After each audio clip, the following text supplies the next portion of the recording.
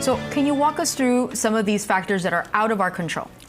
So basically gender is definitely a risk factor. Most patients are women, but 1 out of 100 cases of breast cancer could be male.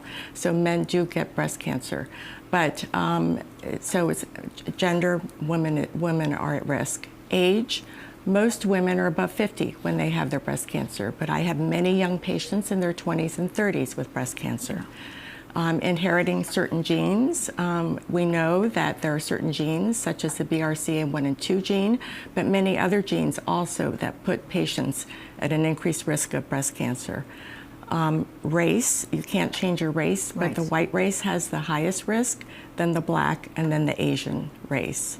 As far as family or personal history, if you have a personal history of breast cancer, you have a higher risk of developing breast cancer again. So that's a risk factor you can't change.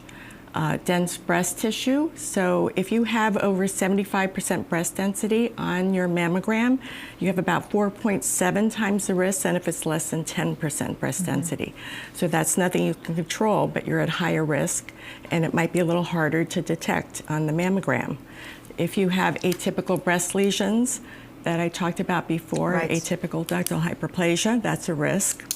And then your periods, if you start your periods early, before the age of 12 or end them late after the age of 55, that's a risk factor. That's a risk factor.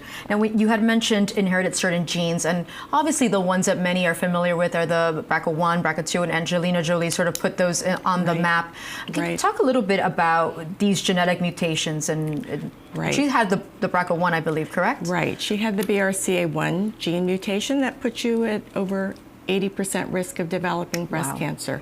And she has an increased risk of ovarian cancer, so that prophylactic therapies can be done for patients that are identified with the gene. Right, wow.